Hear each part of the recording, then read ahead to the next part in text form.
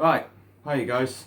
I did try recording on the iPad, but the iPad belongs to a woman, and when you want to use something, it's absolutely chock-a-block with crap. So there wasn't enough storage on there. Anyway, wb99, I'm back. I'm giving you an update video on what has happened. A lot of you would have read or seen on Google, YouTube, or P2S. She would have been contacted directly by my partner Abby. You would have also been contacted by some of my closer friends in the prepping community. For example, Trojan Prepper, Steve from Outdoor Review, Ben Osborne, the Dorset Wood Cleaver, Bertie from P2S. There was a numerous amount of people who my partner contacted, and she contacted the closer ones to me first because my phone was going AWOL. But yeah, I don't really know how to cut a long story short, to be honest with you. Obviously you guys know that there was a lot of problems with my chest, my lungs, my heart, stuff like that. Well, it kind of took another toll and it got slowly worse. And about a week and a half ago on a Sunday, I went to our local shop to get some bread and milk. I was on my way back and I had a sharp, hot, like poker feeling go through my chest here and come straight out my back. And with that there was a tight strangling feeling around my neck, around my throat where I couldn't breathe. So I rushed to get home a lot quicker. Thus doing that, it kind of like made things a little bit worse. I got through the front door behind me and I walked through and I said my partner was sat there and I said to her, can you call 999 or 111? While she was ringing 111, I was sat in this exact sofa that I'm sat in now. This is where it happened, and I just remember basically sitting here like this and she was there on the phone, and I just remembered sitting there and I was struggling to breathe as it was, and next thing my arm just went like that and I just drooped off to one side. With that, my hand locked up, like sort of similar to that. I couldn't use my arm for about 6-7 hours for the rest of that day. Quite horrible. I had no feeling in it at all. I didn't even know it was there. And yeah, I was getting pins and needles from like my neck underneath my ear straight down to my fingertips. I had pins and needles with my leg, all down my right side basically. My whole right side becoming mobilised. Sorry. I was struggling to speak. I had an infection in my thyroid and my trachea that I had been diagnosed and dealt with about 2 days before this happened. So I had like a problem speaking because my throat was so sore to speak that I couldn't communicate with anyone like efficiently or successfully to basically say, you know, this is what's wrong with me, because I couldn't. Luckily my partner was able to understand certain things that I was saying. Whilst this was all happening, she was ringing 111. She was on the phone to them, and then I just drooped off to one side. My arm locked up.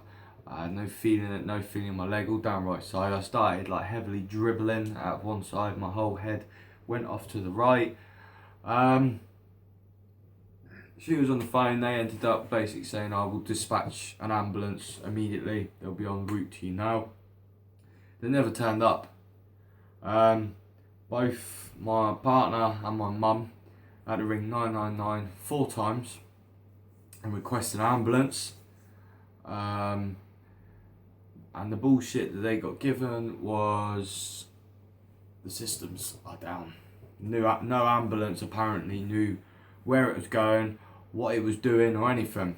So there was 4, 5, 6 ambulances driving around Weymouth, and you know, all these 999 calls were coming in, and especially like one for me, all they were aware of in the end that there was a male that was suspected of having a heart attack or a stroke. That was the only information that they were given and the address. So eventually one flew over it, they come in, by this time my mum turned up and threw me on the floor.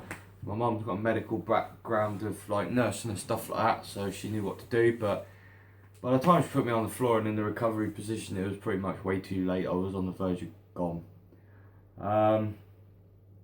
Paramedics walked through the door, seen me, took a quick once over on me, basically said, like, how is he still alive? He should be dead. And yeah, I was like, kind of remember my mum saying, you know, he's had worse happen to him, but I hung on. Even the hospital was quite surprised that, you know, I hung on. You know, 20 minutes is a long time when someone's having something wrong with them. But I got to hospital and they like have fucking needles coming in all up my arms. I fucking hate needles. For someone who's got like 16 tattoos, I fucking hate needles. But they did it all up this arm where I couldn't feel anything or anywhere. But needles going in, blood being taken. I had fucking heart tracing machines put on. I had like another machine. Basically, if you start to shut down, it bangs you back up like a resuscitation machine. All this shit that was hooked up to me, and yeah, I was scared. I was fucking shitting myself, but I wouldn't show it, and I didn't show it. And I mean, any of you that would ask my missus that, she'll tell you, you know, I just acted normal. I just carried on in my head. You know, I was like, fuck, I'm here to die. I'm gonna die, and simple. That's it. I'm gonna leave both my kids and my missus behind, and that'll be me gone. And that was what was playing in my head, but I didn't want to show anyone that fear because it would have upset other people, because you know when there's something wrong with you and you know when something's not right. And I just didn't want to create that atmosphere, so I just thought in my head, if it's going to happen, it's going to happen. Just let it go. I mean, at one point I kicked my mum, my partner, I kicked everyone out of the hospital room. I demanded that they left and went off somewhere else for 10-15 minutes because I genuinely thought I was going to die and I didn't want no one to be there. I just wanted to get over and done with. And that was how far in the bottom of the bottle that I fucking was. Not through alcohol, it was just this matter of speech, bottom of the bottle, you gone. So yeah, it was when they eventually were on the verge of, like, because I discharged myself as well. But when they come in, basically what had happened was I'd given myself a panic attack when I was trying to walk home first. And then on top of that, I had an epileptic seizure because I'm epileptic anyway. And then on top of that, I had a TIA mini stroke. Hence why my arm and my face and everything else. Plus already having the problem with like my thyroid and my trachea. So it was a vicious circle that went around. And you know, I had two things, like the TIA and the epilepsy. They both affects your brain like really, really bad. And I mean, the worst thing is how long that they took. That if, say, I was having a proper stroke, I would be dead. You know, them types of thing, epileptic seizures and any stroke-based thing, it lacks oxygen to the brain, so your brain starts to burn away and die. And I mean, 20 minutes, it's fucking stupid. And how they come up with such a bullshit excuse, it's unbelievable. But it has been a rocky path. I mean, I've given up cigarettes. I've been 9 days without a cigarette now, and I'm very proud of myself. Ever since what happened, it's kind of been a wake-up call for me, because I am quite, well, in fact, I'm a very, very stubborn bastard with my ways. In my family, I'm like known as the man's man because I'm the type of person that I do things my way. I don't do them anyone else's way. I eat what I want, I do what I want, and that's just how I am. I'm the type of bloke that you'll fucking knock down and I'll get straight back up again. I don't give up very easily. And yet again, it's like the theory that it's quite funny. I said to my missus the other day with some food, I was making some food, and I said, "Oh, go on, try it, you only live once." And her reply was, "Well, in your case, more than 4 times." Fucking bitch. So yeah, it made me laugh at the time, but it also made me think. But the day after, on Monday morning, I had to go to doctors, I had to see a specialist, all this shit. And I just said to my missus, I said, right, let's go and get one of them electronic shisha pens, the things people use. I don't want to give up fags. And I went from someone who was smoking like 50, 60, 70 fags a day to 0 like that. It was a wake up call. I've changed my whole diet. I mean, I got told that I was like, I'm 16.5 stone and apparently I'm overweight. don't see how that's possible when I'm 6'1", 6'2", you know. To me, I'm the perfect weight, perfect height. I don't really, they're trying to tell me that at 6 foot odd, I should be 12 and a half, 13 stone. Don't want to look like that. I want to look like that. By the way, that was a skinny person. That was a skinny person with a belly. Just like to add that one. So yeah, it's been a bit of a fucking hard one. I mean, the hardest thing was that when I'd come out of hospital as well, from Sunday evening onwards, I lost my speech. I physically couldn't talk. I couldn't like use my right arm. I couldn't move properly or anything. And it was horrible. I mean, the hardest part is not being able to speak. I could speak, don't get me wrong, I could like talk, but it wasn't talking, it was very simple gibberish, like my words made no sense at all. It's really hard to explain it. It just didn't make sense. I don't even know how I can explain it, and I'm just going to keep repeating myself. It was like simple gibberish. None of my words, they made sense to me because in my head, I was saying it, but it wasn't coming out like I'm talking now. It was coming out a different way, and it was horrible. It was the most frustrating part was when you're not able to communicate with someone, and it's shit. It really does make you realise very, very quickly how vulnerable you feel, and I felt fucking vulnerable because that made me housebound for nearly 6-7 days. I couldn't speak. If we went out somewhere, we had to go out together, which we never normally do. We either go out together, but I like to be very independent, and vice versa. My missus is the same. And the most vulnerable part was in public, and I was trying to communicate with my partner, and you get people watching, and even though I couldn't speak, in my mindset when these people were looking, my answer and reply was, "What the fuck are you looking at?" And that was I would get very aggressive to them people because they were stopping and staring, and I hate people that fucking stare. You know, there's people out there that are in wheelchairs or on crutches or who suffer mental or disabling abilities in their life. You know, I feel sorry for them people, but when it makes it worse when you've got people that will stop and stare at you, and that pissed me off. And I think I changed a lot of people's impulse really of their thoughts that day. Like when I bumped into a lot of people and they heard the way I was talking and I couldn't communicate, and then all of a sudden I snapped with anger on them, and they were a bit taken back to think, oh well, fuck. I mean, they didn't stare again while they were walking off, that's for sure.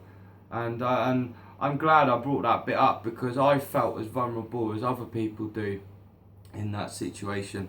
And I'm in myself, I'm proud that I was one person that could stand up and say, you know, fuck off. I ain't no different to you. Just because you want to stop and stare, bollocks to you. That was what I was going to say to you. That was what my speech sounded like someone who was deaf that was trying to talk. That was what my speech sounded like. That was the only way the doctors and the specialists could explain it, as that my speech sounded like someone who was deaf. So yeah, I was trying to remember, but it has come to me then. So yeah, I've stopped fags. I've changed my diet. What else?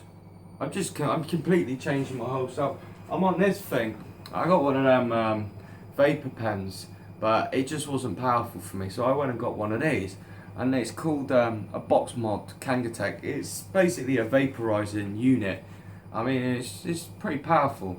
You can customize it with different flavors and all this bollocks, really. I mean, I've got one that I bought, which is an American juice made by a company called Elements.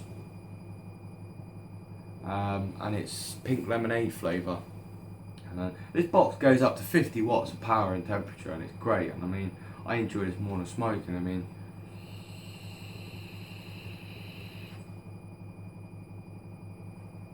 it's insane the amount of vapour smoke that comes out of this thing, and that's 25 watts.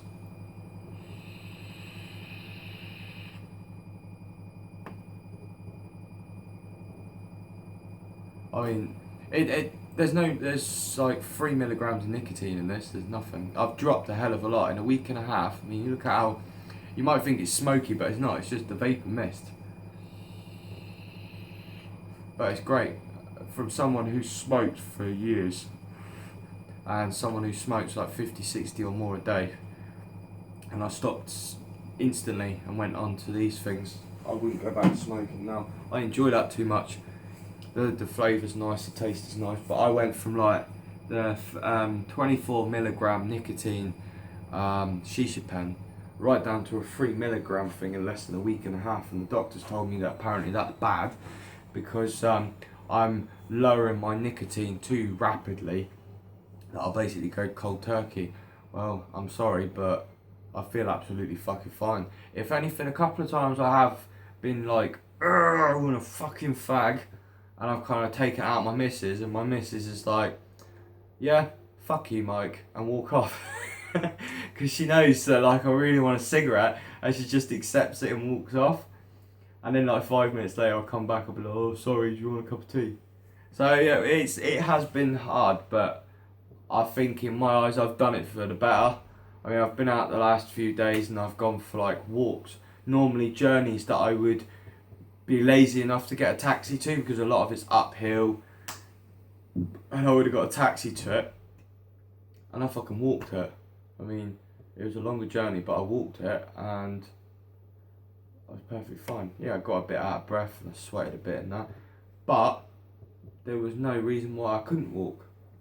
My next plan is, because obviously I've changed my diet, like stupid as it sounds, I've gone from white bread to eating granary seeded like bread.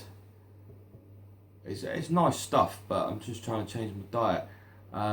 Like eggs or muesli, granola or porridge for breakfast. I've had fish for lunch every day for the last 4 days. I mean, it might sound boring, but at the end of the day, it's a healthy option. I've had fish on salad.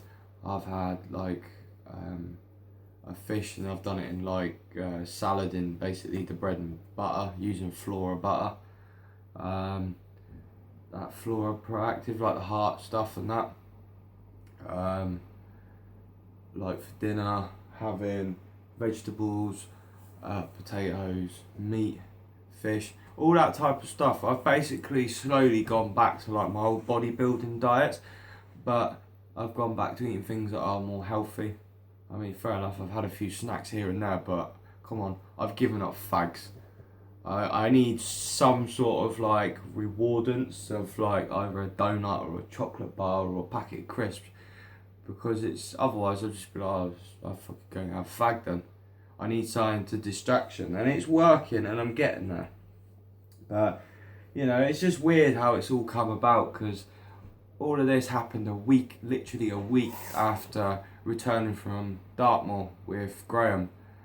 So, and the weird thing was, that was the weekend we were going to go away when I fell ill, but we didn't. We waited the weekend before.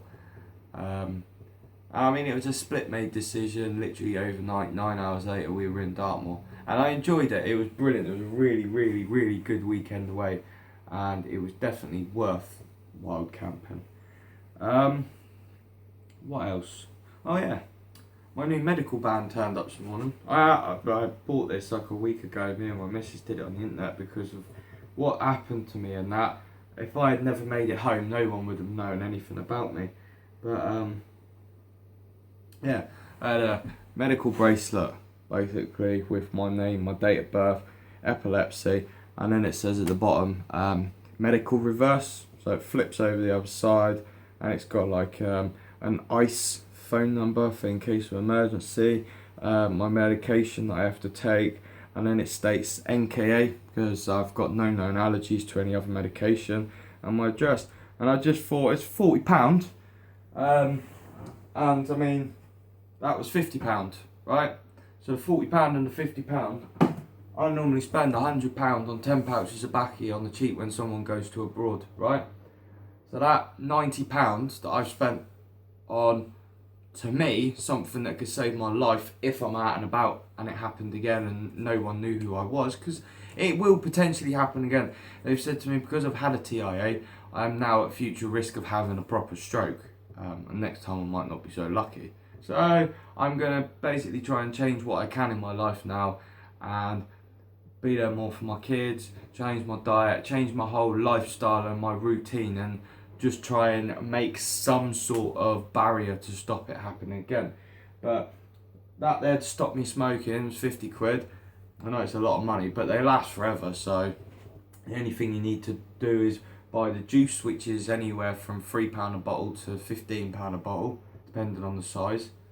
And a battery, which is one battery every 8 months, and that's £6.99. Fuck all, really. And a bottle of juice will last you about a fortnight, depending on how much you use. It's lasting me about a week right now, but I'm drifting out because a bottle, the other week when I first started, a bottle was lasted me like 3 days because it was small bottles. Now I've gone up to the bigger bottles. It's this one. It's called Element. Pink lemonade. It's made in the USA. I think they're about £10.99 a bottle. This is a 20ml bottle. And I got that 2 days ago and it's already halfway empty. Yeah. It tastes so nice, you just keep using it more. But it's just little changes that I'm making, because at the end of the day, Sunday could have been worse, you know. It could have been a hell of a lot worse. I mean, they told me I wasn't going to be able to walk or talk for 2 weeks. I was walking the next morning after it happened, and I was talking 5 days after it happened. So, bollocks to the NHS. I don't go by guidelines, I just do what I need to do and get on with it in life. You get knocked down, you get back up, you're fucking stronger every time. But I mean, there has been a lot of people like that. I mean, Abby went and contacted all you guys, and I was doing a zip up then on my shorts. I wasn't scratching my ass, just point that out. Abby went and contacted a lot of you guys on there, let you know. I mean, it was a very upsetting time for her.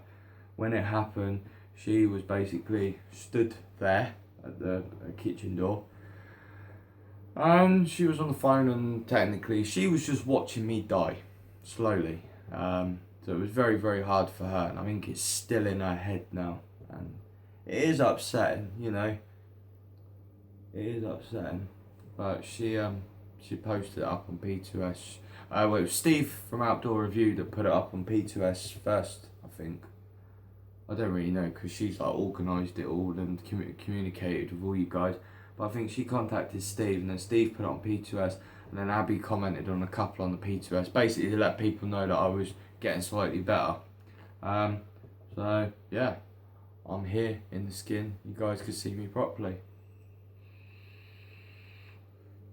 But you know what now? We got a plan when the next camp is. Yeah. Jesus Christ, if I tell her that, I've only just thought of that. She's not in right now, so it's a bonus for me, but if I tell her that, she'll probably slap me off the back of my head and tell me I'm stupid. Thing is, I'm alright in myself. I feel slightly better, but I've got to take things easy. I mean, a couple of times now I do go and do a few exerted things, like go up the stairs and then back down again, and I'm like, and I can feel it in my chest, but that's obviously like what's wrong with me and what I've suffered. My body's got to slowly come back to normality. But once I am better and I've started getting better and feeling better and looking after myself, I'm going to start going to the gym, increase on my cardiovascular and get a lot fitter. Also, I might start doing a bit of weight training and stuff like that. But I want to be able to get out and do a bit more hiking with kit bags on, because there's no reason why I can't. Going to Dartmoor, because I've put on quite a bit of weight. I mean, and Graham Trojan Prepper told me this as well. You know, for both of us, Dartmoor really, really opened up to us how unfit both of us were. To the point that it made us like think, oh shit, we need to like do something about it. And it is it is hard because obviously me and Graham do exactly the same job of what we do, and I'm not going to discuss that, but we do exactly the same that we do, and for us it's very hard. I mean, he does night shifts, I do day shifts, and it's extremely hard to try and like sit down and eat a balanced meal and try and stick with a healthy diet. I mean, the problem, like with us, we eat food that's quick on the go. It's like, okay, we'll eat that, boom, done. And it's, unfortunately, that's what happens, and that just ends up staying second nature. Luckily, when I go back to work now, because of what's happened, I not so much as like special regulations for me, but I have to like look after myself, so I will have to sit down and have food while I'm there. I will have to have a proper like break just to make sure that I'm looking after myself, and I won't take the piss out of that at all, because I'm someone who goes to work, works, and then comes home, and I don't stop throughout work. But whilst I'm at work, I've got to take it a little bit more easy now, start slowing down, reevaluating what I'm doing with work, and try and step back a little bit from it, but continue doing it.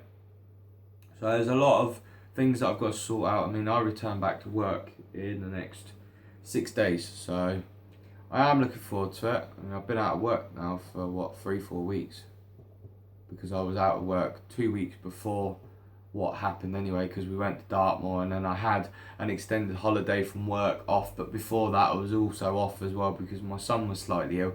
So it's been like a month that I haven't properly worked. I think I've worked 3-4 days probably in the last 28 days, so that's quite a lot, but I still get paid for it, so I'm not too fussed anyway. But it's a pain in the ass when you work all the time. But if you guys are looking at giving up smoking, honestly, get one of these. I mean, if you want to know any more information about it, PM me on Google Hangouts, or you can drop a message at the bottom of here and I'll reply.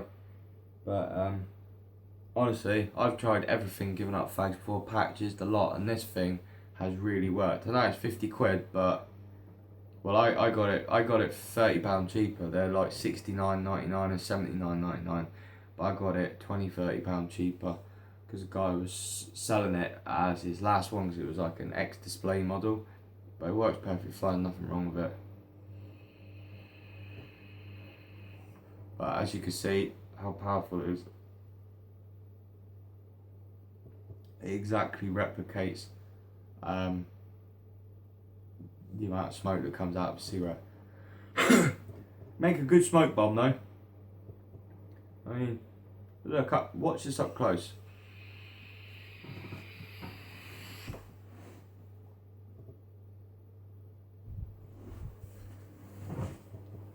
I mean, that's vapor, that shit's thick, powerful. But anyway, I'm going to disappear, guys.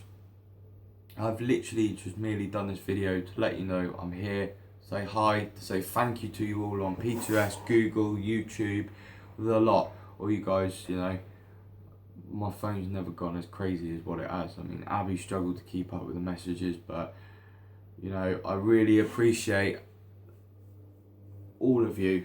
I've looked back through a lot of the messages that you guys sent to Abby, that was posted up on P2S, and they're really, really nice, and I appreciate, you know, your thought. The thing is, Abby said to me, like, the other day, she said, I never realised you had that many friends in like the prepping community, because I only have like a select few acquaintances in Civvy Street, and that's just how I am. And I think she was a bit taken back about how many people in the prepping community that I'm associated with, friends with, who I communicate with, and who know me and I know them. And I think she was a bit shocked, because it's not something I sit down and discuss with her on a daily basis, like, oh look, I've got one extra friend today. I don't do it. She has like her social life and I have my social life, so that's how we keep it. But I think it was a big shock to her. But I just want to say thank you guys, and I'm back on the mend, and hopefully more videos will come once I start getting a little bit better. I might even start doing some selfie hiking videos, and just randomly disappear for a few hours each day, like with a bag on my back, and just go out and have a coffee somewhere. I mean, it's what now, October? I mean, the next video you might actually see is I'm planning to do an outdoor Halloween party, as well as the one I'm doing at Christmas. So you might see a video on that if I do it. We'll see. But anyway, guys, I'm going to shoot. God bless you. And thank you all very much for caring and being there. I mean, I just want you to all know that I'm alright and I'm still here. So, shit happens, but we get stronger. Anyway, guys, see you later on. Take it easy. Whiskey Bravo 99 out.